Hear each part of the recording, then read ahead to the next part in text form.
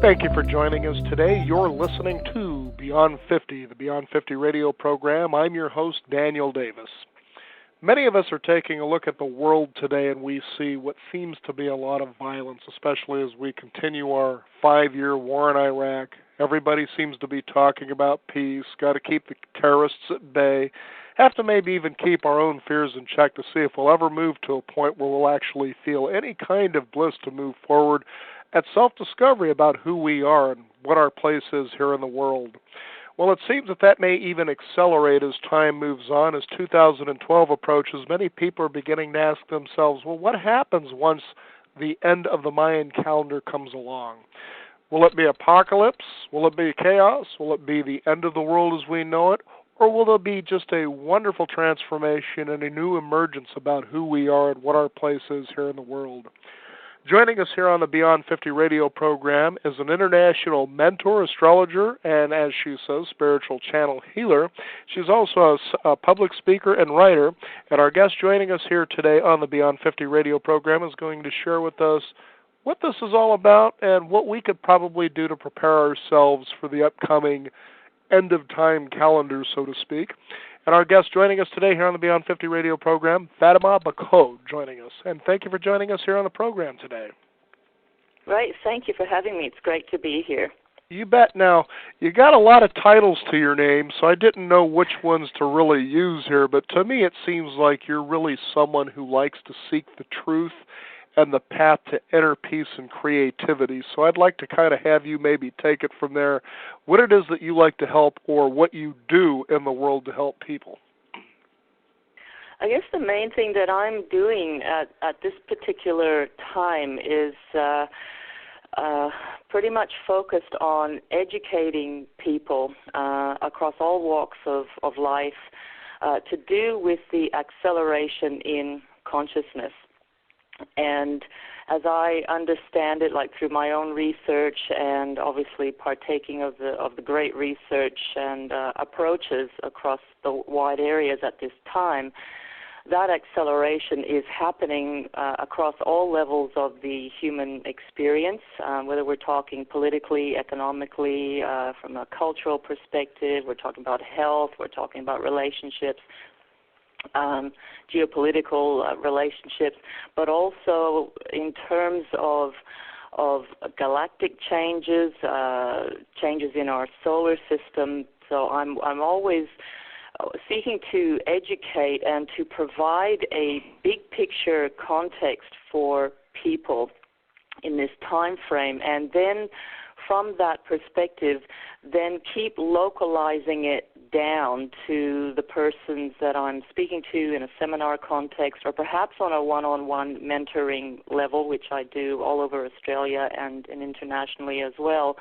as to what that person needs to be looking at within themselves, what they need to be releasing, what they need to be reframing, what they need to come into an understanding of in order to navigate effectively and also ultimately to merge seamlessly with this process that is happening, which I feel to be really a galactic process. So there's a combination there of us in terms of having, I'll say, free will and making our active choices on a moment-to-moment basis, and that working in concert with the greater changes that are happening, that are orchestrating our lives at this time. So it really becomes a combination of, as I say, this big picture, the umbrella of what we're experiencing, so that we understand that these are not isolated events that are occurring, that there's a design within all of those, and then from a personal perspective, how we can work effectively and confidently, peacefully, and in an empowered way with that larger orchestration. Now, when we go back in time, it's quite interesting that when Mahatma Gandhi was trying to show the power of individual choice toward a larger peaceful movement, to be the peace within, the peace without, you simply become peace as it is. And I always wondered how come somebody like himself, it was interesting that he would create fear in those who seem to be afraid of peace without intentionally trying to create fear. Why is it then that we have such a difficult time with all of these wonderful teachers throughout the history of mankind who have shown the way for us to move in a direction where we don't have to beat each other up so much? I mean, what is the core value that perpetuates things such as violence? Well, I feel that that's all tied in with world views. It's tied in with conditioning, obviously in our own modern time, but also conditioning that comes back, we're talking thousands and thousands of years, that lives within our own genetics, within our DNA. Some stuff I'm reading at the moment, a fabulous book by Riane Eisler, like The Real Wealth of Nations, is talking about this as having been entrenched at least for the last 5,000 years, tied in with the patriarchal system and the domination of the feminine aspects of consciousness, and entrenched systems, worldviews, structures, ways of running life that were based on systems of control. And of course, if we're going to have systems that are based on control rather than true power, and the power of the compassion, the love, connection, if we're going to have systems based on control, we then need to also have that propped up by fear, and we've got to have that propped up by tyranny and violence.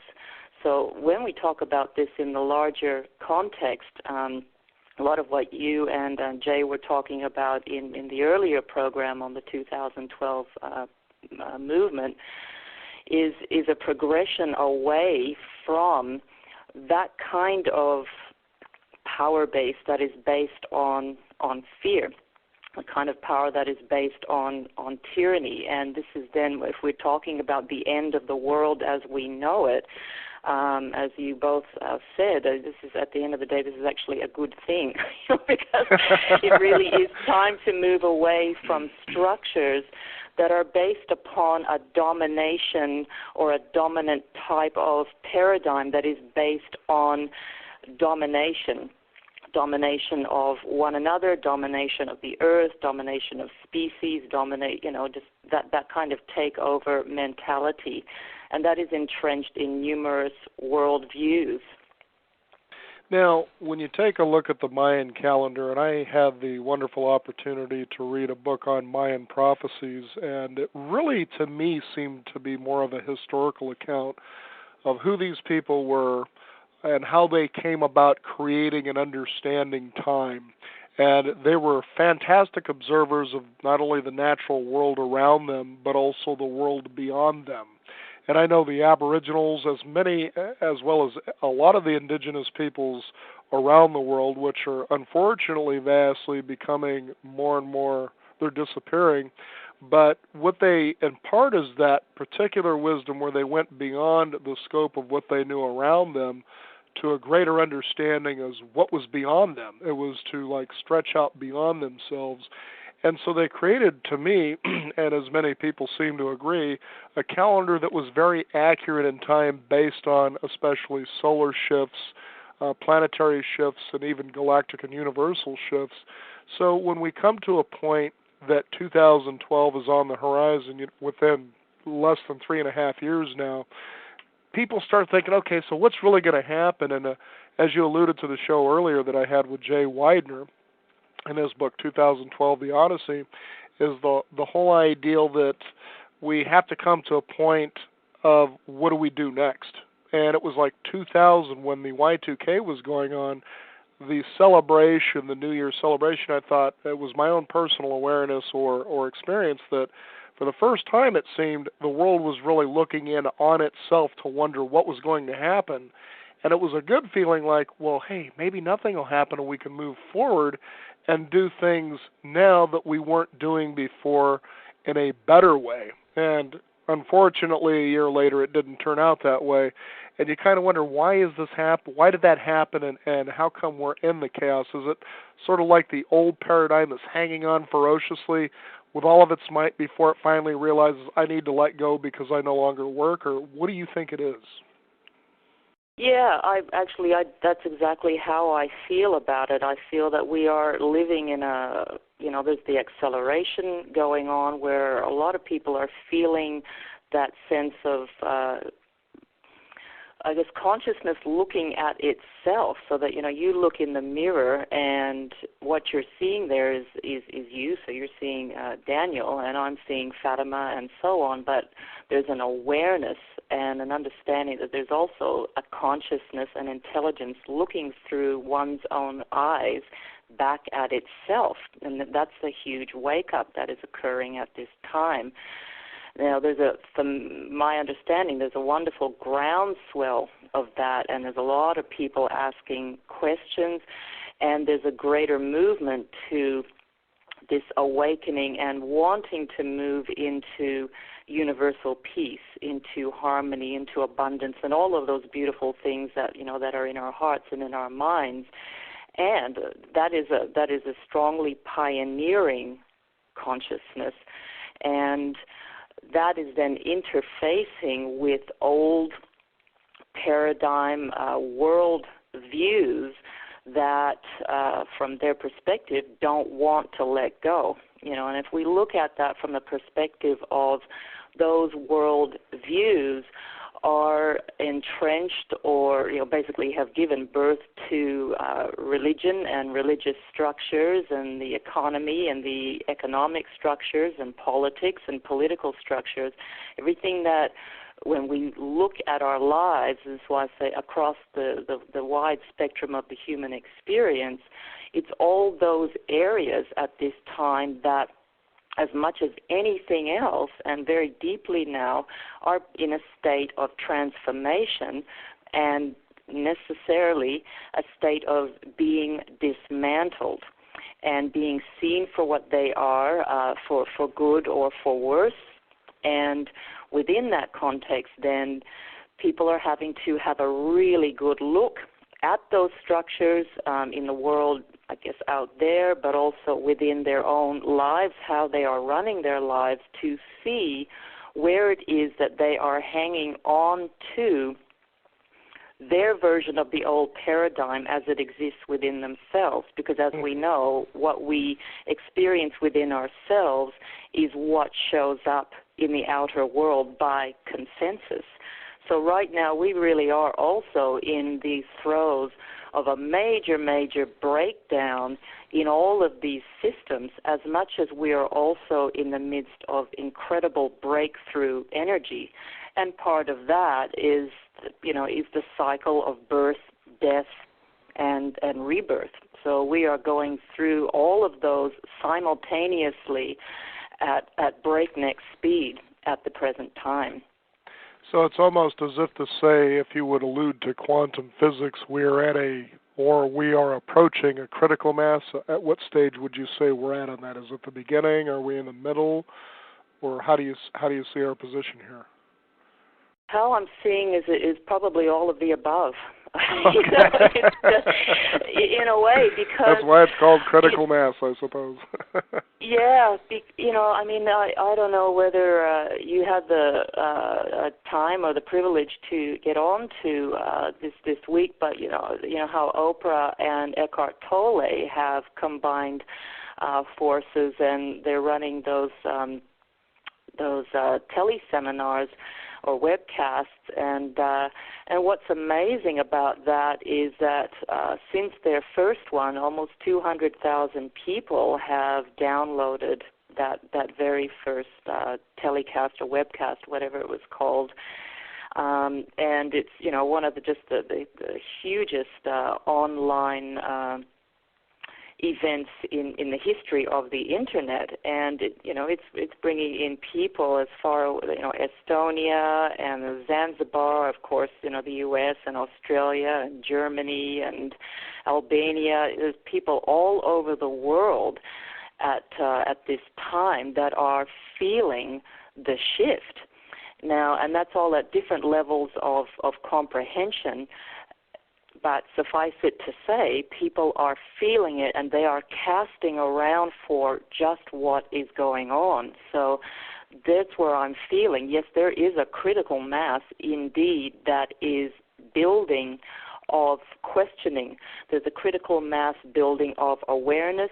There's a critical mass building of moving into peace. There's a critical mass building on lots and lots of different perspectives, depending on where somebody is at in their awakening. The bottom line is that there is an incredible awakening going on. And as you and Jay were talking about in the other forecast, that basically those ones who are in charge, that are tied in with the old paradigm that is based upon the control, are basically running around, don't know what to do next, and pulling out all the old, tactics of fear and, how can we generate more fear? How can we scare the population some more? How can we do what we always do to stymie this? But people are seeing through it. Well, what's interesting, too, is as when Jay and I were talking, as I brought up, I think what began to put people on autopilot, especially through the mediums of radio and television, was just that it was something on the other side. There wasn't a lot of it out there in the beginning of the century, and then as it grew in power. It was almost as if Dorothy just didn't get the opportunity to pull the curtain back to realize it was just one guy running everything. And now we've certainly done that. And when you bring up Oprah Winfrey, for instance, I think what she did was very powerful in showing on television a means of empowering yourself, whereas before it was a bunch of ridiculous sitcoms, day in, day night, soap operas, primetime television shows, possible based on true stories, game shows, all these things that really, to a level, just numb the mind from actually evolving, and that's what people should be doing, co-creating and evolving.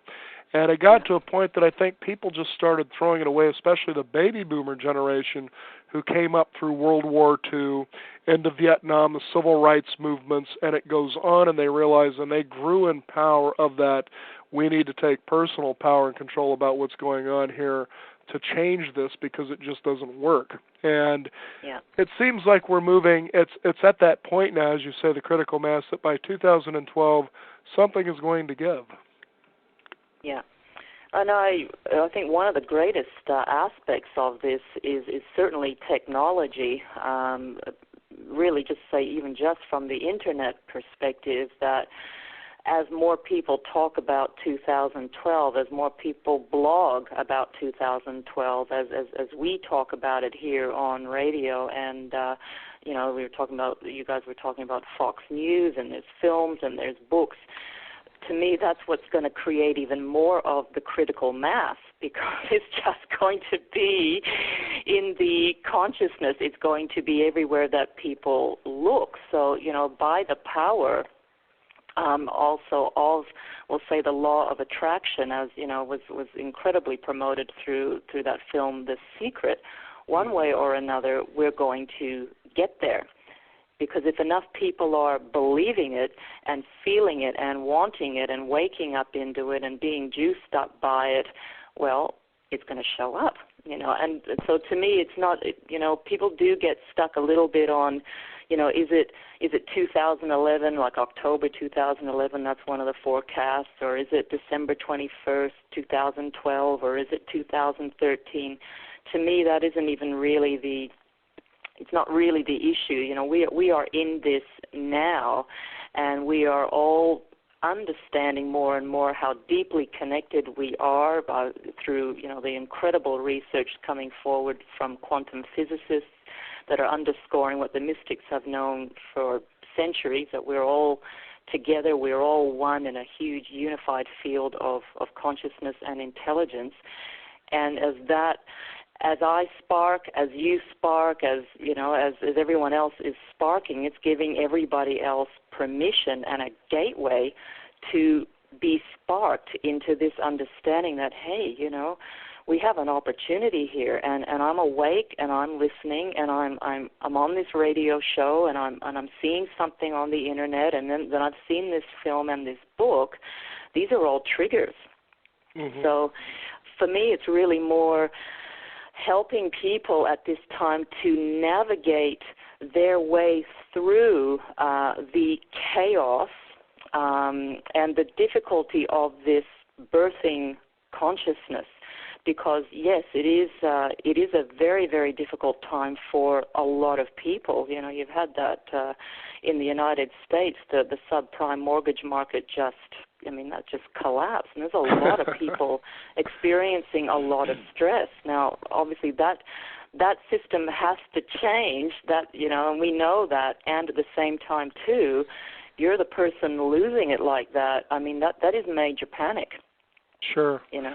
I know that on our program some time ago we had someone from what was known as the Da Vinci Institute Futurist Society, sort of a think tank about what the future holds.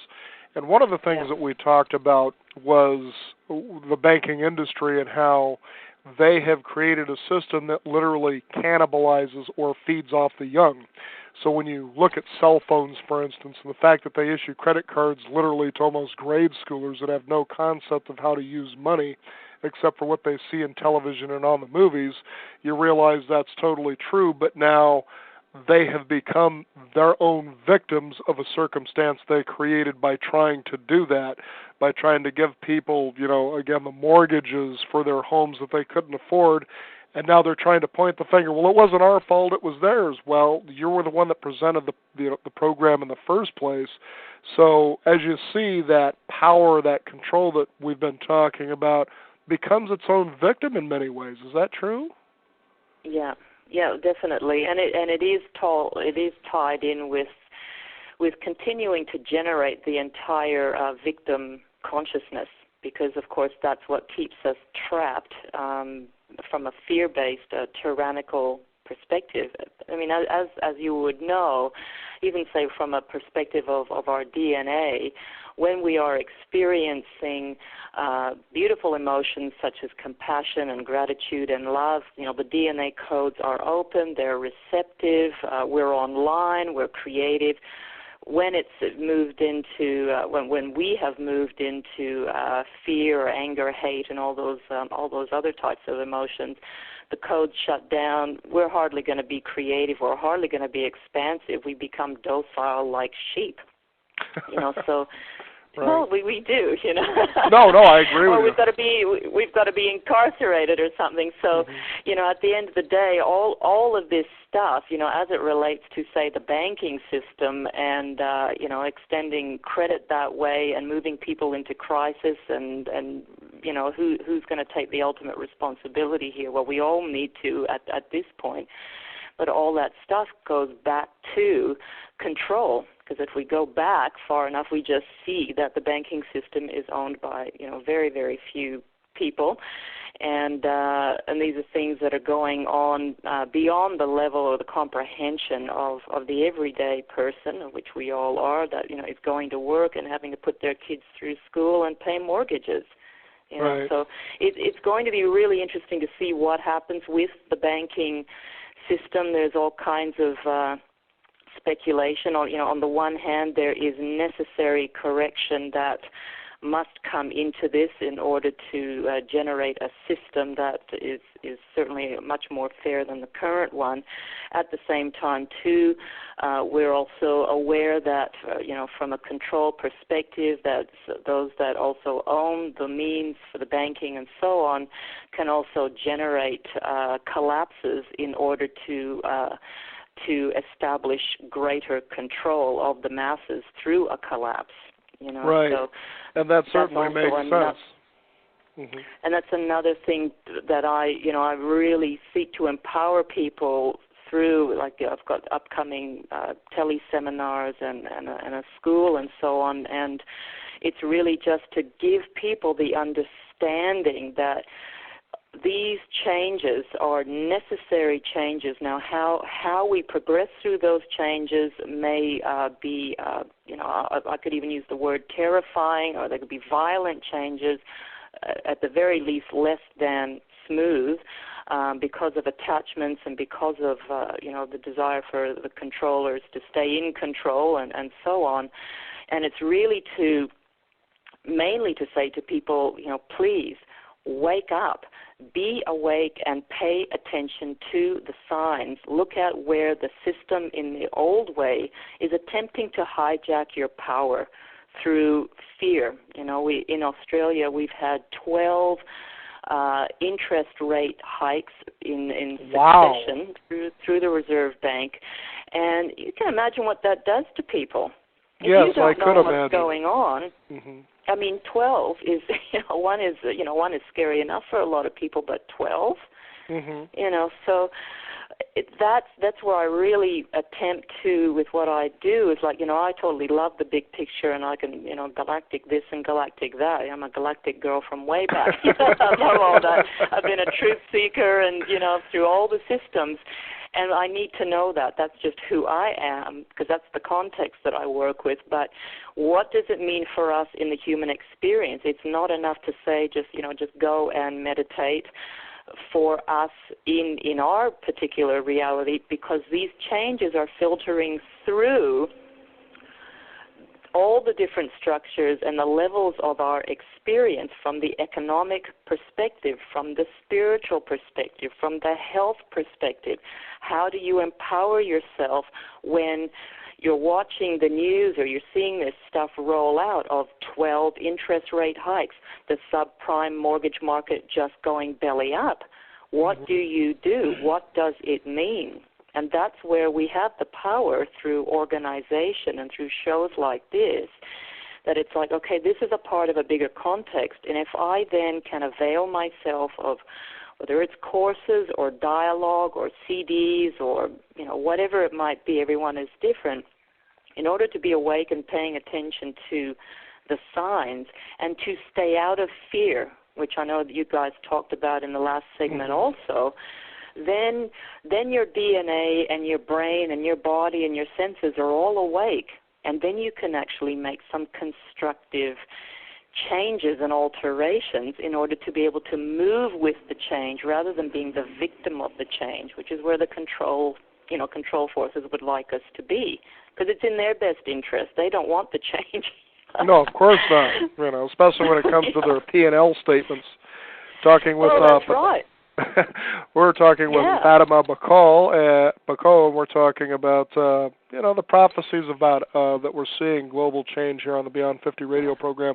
What's interesting too is that in America we've seen tremendous hikes in fuel, and oil obviously is one of the driving forces or economic indicators to how this economy works. What's interesting is the level of people who complain, oh my goodness, they're just trying to make more and more and more money. Well, of course, they're a for-profit industry. They've been doing that for years. Yeah.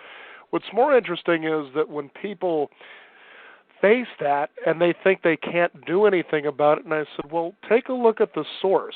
If all of us were to stop driving motor vehicles perpetuated by oil tomorrow, there wouldn't be anything the oil industry could do about it.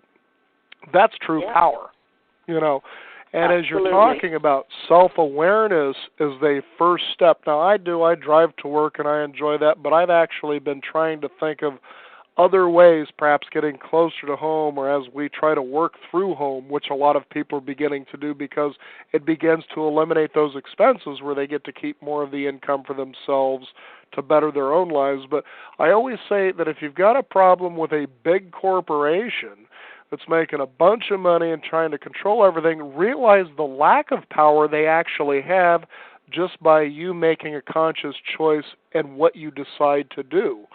And it's easy to stay in control. It's easy to create fear from, quote, consumers, if you will, when these are the people that are buying into that belief or that paradigm in the first place.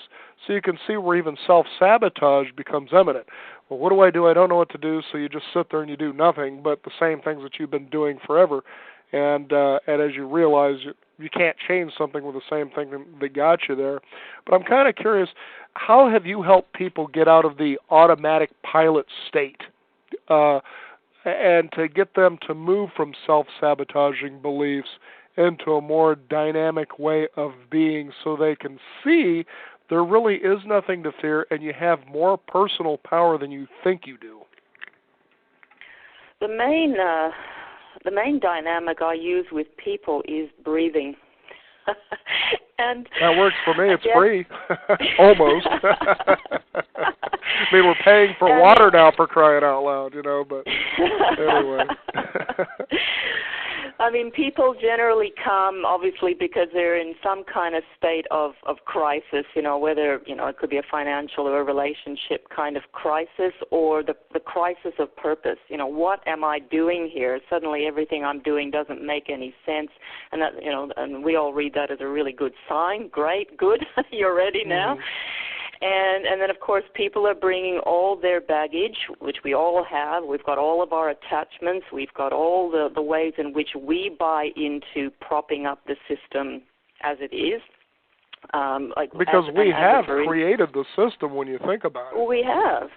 So, I mean, on the one hand, we can sit there and say, I don't know, these multinationals and these transnationals, and, they're running around all over the place and destroying people's lives, destroying environments. A lot of them use violence as well in developing countries in order to do what they do or what they need to do. And when people see that, a normal person has a deep sense of feeling, oh my God, that is absolutely disgusting, that's what's going on.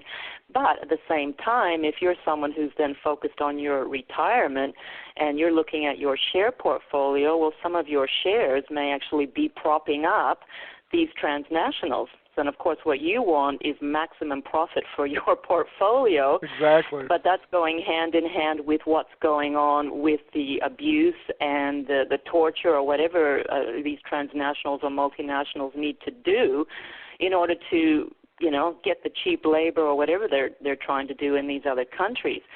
So of course, people come, and it's a step-by-step process of awakening them to what is going on in the big picture, and also in terms of what is happening for them, say on what I'll call loosely like the sabotage level, where they don't feel happy, they're in grief, they've come from maybe dreadful backgrounds of abuse, sexual abuse, and so on. So there's a whole context there of why people are coming. And the first thing that I put in all of my programs is conscious breathing.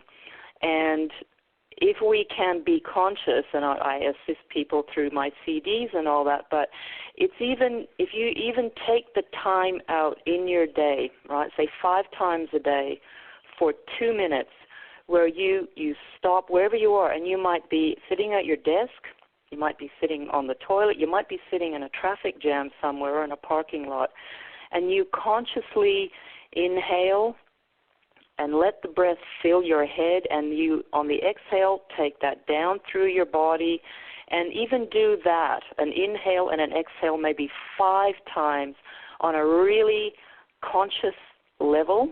You're fully engaged in your breathing, and then potentially centering that breathing in your heart and feeling yourself breathing in and breathing out. It's not that all the thoughts are suddenly all going to stop. I mean, that's pretty much impossible. But you will get into an aspect of yourself where you can be the witness, if you like, of the craziness, of the thoughts that are constantly bombarding you about, I don't know, the bills, and you've got to get here, you've got to get there, what are you going to do, blah, blah, blah, I'm a fool, I'm useless, I'm a failure, I'm going to do this, I'm living in the future, I'm living in the past. Right. Whatever is going I'm not on. doing as well as the neighbors across the street, but then they're not doing too good either. What am I supposed to do? I got you. Mm-hmm. Yeah, all of that. And if you can then move into being aware in that moment, and then begin to see, so what I'm saying is like, say, 5 times a day, where you're stopping just the automatic, unconscious movement through life, in those moments, you may then also have a sense of intuition about something you need to do. Yeah, you do need to leave that job, or you do need to do that course. Or another thought that's been coming through the automatic pilot, for the last 3 weeks that you've been ignoring, you may actually pay attention to in that moment. So the big key that I'm working with people is retrieving being conscious through breathing, being aware of your breathing, and from there, be awake and pay attention to the signs from that aware state. It's about being in presence, what Eckhart Tolle would call the power of now. And actually on that, the call the other day, the beginning part of the call, I think in the first couple of minutes, Mr. Tolle talked about breathing, and he said, let's just check if we're breathing. And, there's a little laugh and all that. And what then ended up happening... Do you have a pulse? But, are you, where are you? You're are seeming you awfully pale today. Here? Yeah, exactly. Yeah.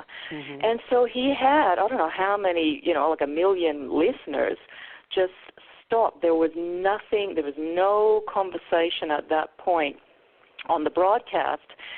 And it was the most incredible experience because from my perspective, there was 1 million people just breathing, aware of their breathing simultaneously in real time. And my God, that was powerful. And yes, everyone would have got that. I know that we're certainly in very interesting times because we're at a point now that all of us have access to information, to knowledge, to become more knowledgeable, perhaps even wiser through good action.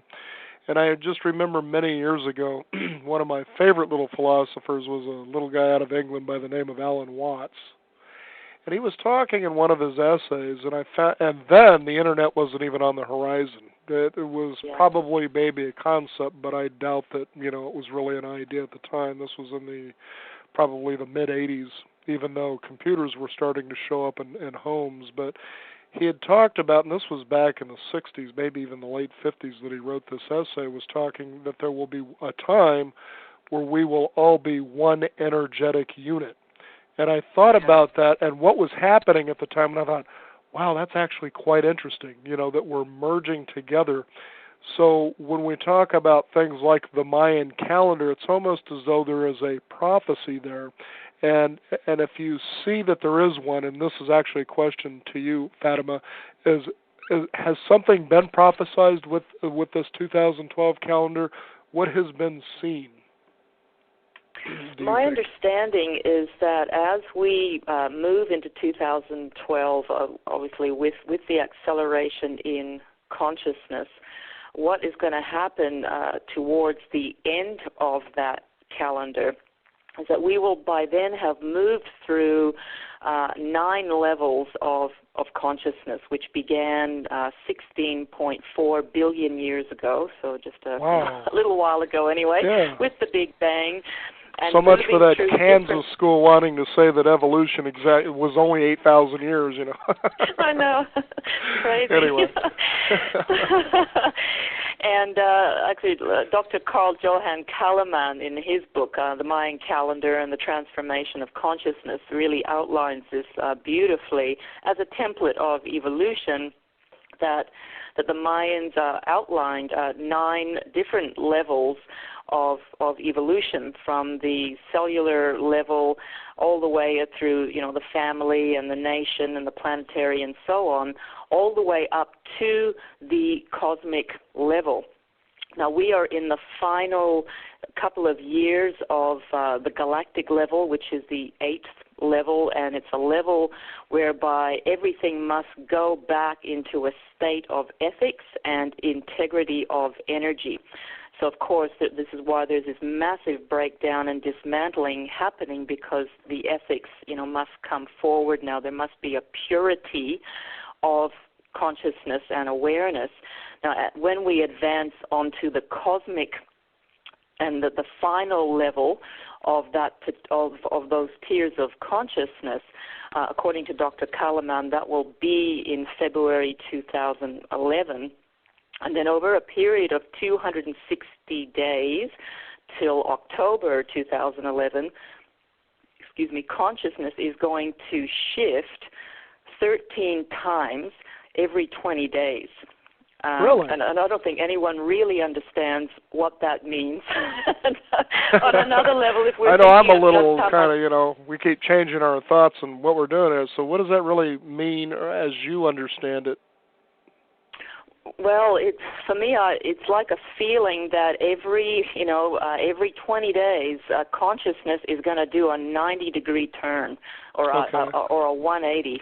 So that your ability to be so fluid and to be allowing and in a state of, I'll say, compassion, of intelligence, of love, needs to be so seamless and so pristine that anything that was within you that belonged to the old paradigm of separation and control, you are letting go of, letting go of, letting go of, letting go of, so that you finally, we all, en masse, recognize ourselves as the consciousness that is, was, and always will be, that has been experiencing and creating itself through its creations in a process that was 16.4 billion years long, that it, as we said at the beginning of this program,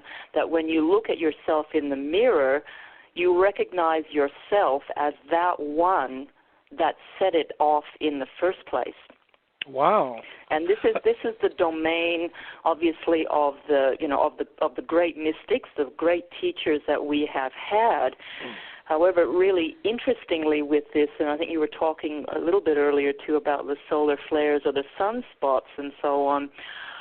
There's been some very interesting studies with that, and how the increase in the sunspots and therefore the solar flares is not only obviously shifting energies on the sun, but because our evolutionary journey is deeply tied in with the sun, those solar flares also have an effect on the electromagnetic field of the Earth, which is also explaining some of the crazy weather patterns. It isn't just the standard understanding of global warming, but there's also what's happening with the sun. And those electromagnetic fields also affect us, obviously, because we are all energy. What is also being postulated at this time is that there's an incredible link between what goes on electromagnetically with us and the electromagnetic field and sunspots in relation to, for instance, our pineal glands, which is a gland that is sitting there in the middle of the brain. It's a gland that also has the capability to create psychoactive substances like beta-carbolines and so on that give rise to what we might consider like a psychedelic experience, or the experience of the mystics that's relating to the oneness and enlightenment. So it gets boy, if wild. Timothy Leary were alive today, huh? Oh, I know. It's just wild stuff. And but what else is explaining these incredible wake-ups that people are having? And I get so many people that up until yesterday weren't spiritual at all, or had any sorts of and all of a sudden they're seeing things. They might see an angel, or they're seeing colors, or they're seeing energy radiating out of their hands. A lot of this is going on deep levels of our neurology and our DNA, and so this is going on in concert with, if we ask really what is going to happen, or what could happen as we get onto that ninth level of that, that final cosmic consciousness, that in accordance with what is happening with the sun, what's happening with the electromagnetic field and the rising Schumann resonances, and that interfacing with our brains, we are waking up into the experience of that oneness, which the mystics have long forecast. And that is a state based on compassion, unity consciousness, on harmony, the desire to extend well-being to others, and it is a movement away from separated consciousness, which has also been a part of, how our brains have been wired. So consciousness shifting every, I say that, and I think, consciousness shifting every 20 days. Right. And I think, I don't know, please, help me to breathe through this one too. Yeah. I can barely get it out sometimes. Am I going nuts? What's really happening here? I know it's interesting. It will be Sorry, go on. No, it's okay. I was just going to point out, I remember the experience that I had when Mars came as close to the Earth as it did. And there was a point I was just sitting in the house, and there was this icky electromagnetic feeling, and I was like, ugh, I just couldn't wait. And it lasted for most of the evening. I'm thinking, will that have anything to do with this planet being this close? And am I that sensitive? And I began to hear other people feeling the same way. There was this feeling that they had never felt before. It was almost like a metallic taste on the tongue and so forth. And I just found it interesting. And so when you take a look at how the Mayans created their calendar in the first place, it was based on looking at astrology, the sun, its cycles. So do we see also, you're obviously pointing to things like solar flares and the phenomenon of the sun in relation to the Earth, but with the cycles of the other planets, will that shift and change the Earth's position in such a way that you're saying that people are just going to maybe naturally wake up, if you will, or that's actually happening? I feel that is what is happening. Okay. If we look at the personal and spiritual development industry, that is a $70 billion industry.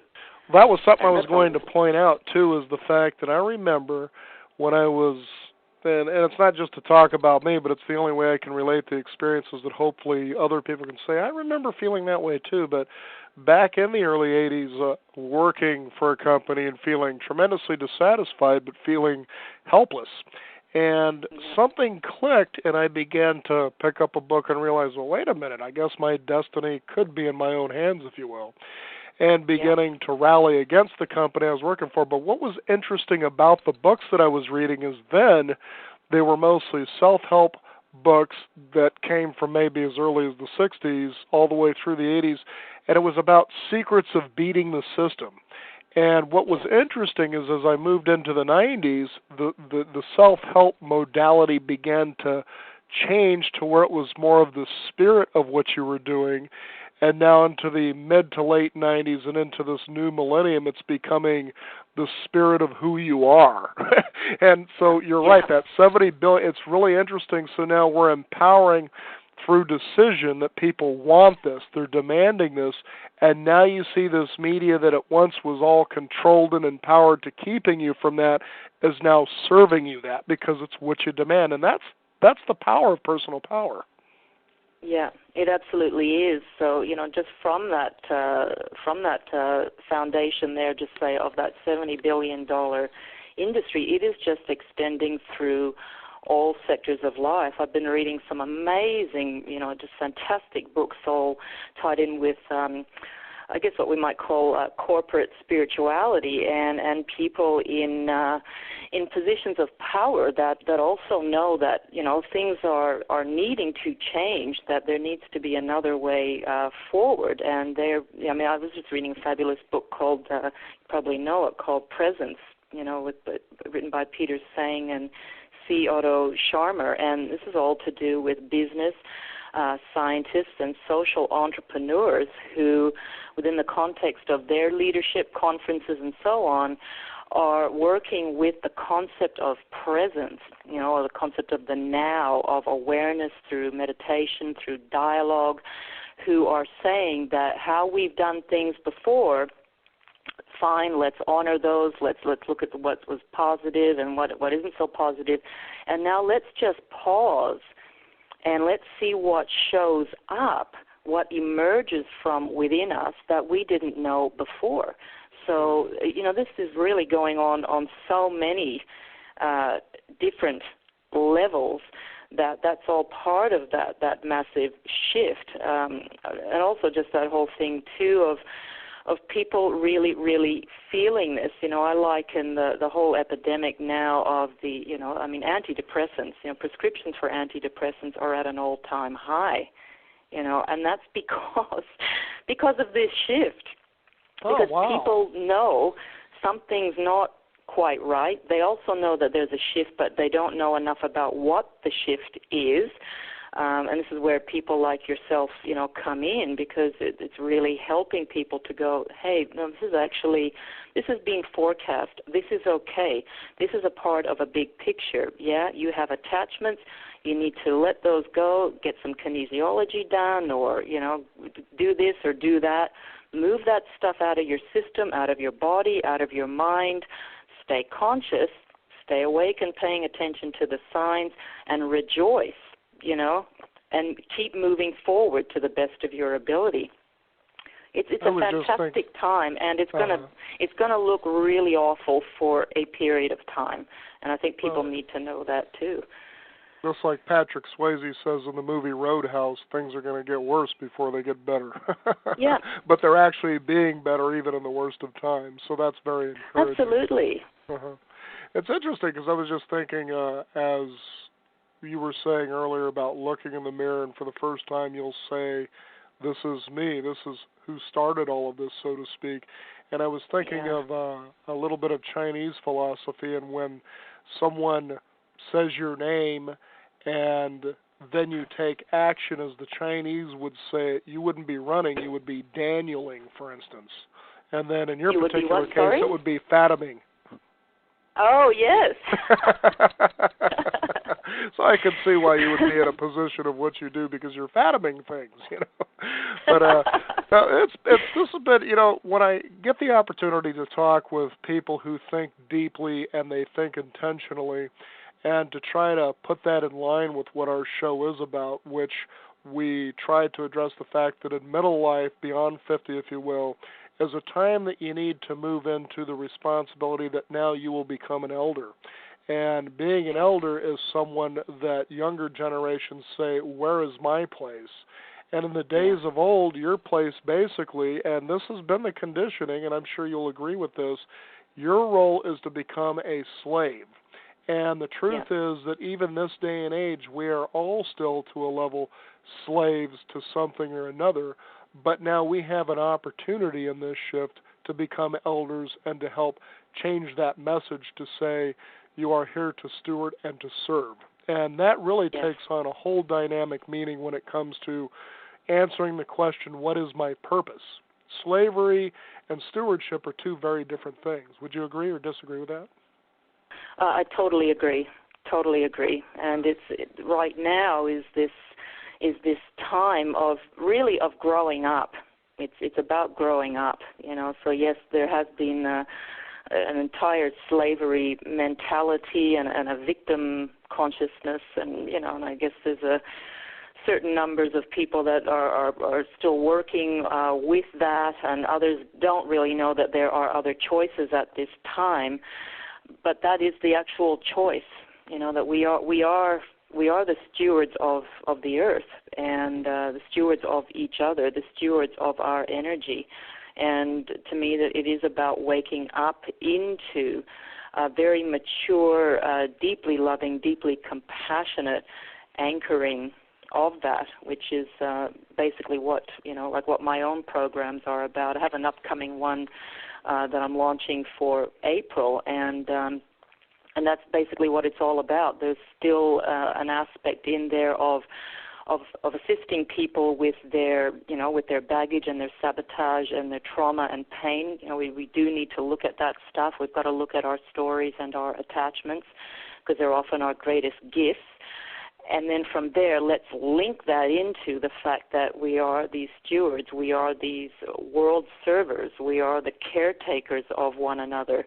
Let's transform leadership, let's transform consciousness. How do we link ourselves, across the telephone lines, across the internet, or what have you, and actually move forward as one now and create the world that we actually do want to live in. Let's not necessarily try to fix the old one. Let the old one do what it's got to do and resurrect itself, or however that's going to happen. But let's move into other aspects of ourselves and partner and dialogue, and from within ourselves create other ways forward. And I'm very confident in the understanding that there are a lot of new ideas and technologies that are already there. They're already there for us to pick up on and to empower if we can just be awake and start looking around. We don't have to digest any longer what we're being fed by the dinosaurs of the old system.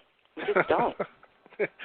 I'll tell you, it's always wonderful again to talk with people such as yourself about this, because as I remember when I first discovered Y2K, and it was actually the spring of 1999, I first had that shock of paranoia, but I didn't even know anything about it. But then I started looking into the matter, and I thought, well, this is ridiculous, because the computer shuts down, the whole world is going to stop moving. But it's funny that people would think that way, but they just do. And so we're in a time, as you have said, and it's been very obvious by what we're seeing happening around you, that there is a lot of chaos and a lot of shift. In closing, what's the best thing you can say or encourage people about this chaos to get them settled a little bit into the fact that it will get better and you can be a part of that moving into the better stage of being? What would you say to these people that they could relax into this so they could have more of an inner peace while all this shifting and moving and jumping and screaming around is happening? I guess that there's a couple of different things. One is, be glad that you're actually here for part of the shift as well. But also that's a good one. The Pollyanna approach always worked for me at times. Be glad you're here. And I haven't always felt that way. I mean, my journey is, everyone's got their journey. I certainly haven't felt, glad about being here. But one is just to understand that the cycles of time, of civilizations, that things begin, they have a life, and then they die, and then something else shows up. So it's just to understand that, and then from there to then understand that we're going through a massive dismantling and breakdown process of where we've been separated, hurt, traumatized, and controlled, and that's a good thing also. Then also to understand that there are many, many different teachers around and modalities and books and so on to help us to understand what that transformation is about. I mean, I would recommend Dr. Kalaman's book, The Mayan Calendar and the Transformation of Consciousness, just as a big picture on that. Another aspect of that would be to do a course whereby you are helping yourself to manage your mental space and your emotions. So that would be like a meditative kind of course to help you to be in that peace. From there, it's then looking at the various aspects you have in your life and recognizing what needs to change. And if you're hanging on to stuff, then finding those practitioners, whether it is a kinesiologist or someone with pranic healing, whatever, or acupuncture as the case may be, to move that stuff in you that hangs on through fear, the various other aspects in your life, and then connect with other people. Pay attention to what's going on in terms of the media and things that are going on politically, in terms of the chess pieces as to how they're trying to control consciousness. Recognize that that's all about control, but keep shifting yourself to be empowered by those, such as yourself or myself or Jay or whoever, that are actually rejoicing in the fact that it is the end of things as we have known them from the perspective of being limited. Right. So in other words, the best way to put... And that's a good thing. Yeah, and the best way also to put it is no longer will being ignorant in groups serve you. Yeah. Yeah. Well, Fatima, we'd like to thank you for joining us here on the program. I'm finally glad we actually got you through and spending this wonderful hour with us. Maybe there was a reason that it was supposed to happen today at the time that it did, but in any case, it did happen. And it's wonderful to talk again with people such as yourself to really let people know where they're at, where they can be, and what their responsibility truly is. I mean, just as you said, be glad that you're here for all of this, and see if you can find or discover your purpose on what your role is in all of this as well. And it's been a pleasure to talk with you. Is there a website where people can find out about your talks and your upcoming seminars and whatnot? Yeah, they can log on to www.diamondconsciousness, all one word, .com, and they'll see there I've got some free seminars coming up that'll be run by teleconference. They'll see their Peace School, which is going to be a very in-depth, very unique mentoring program done within a group context.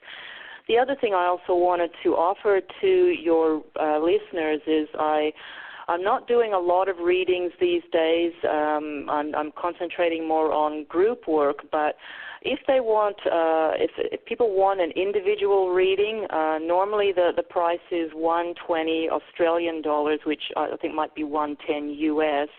And I'd be quite happy to offer listeners like a price of say about $85 US, if they'd like to take advantage of that.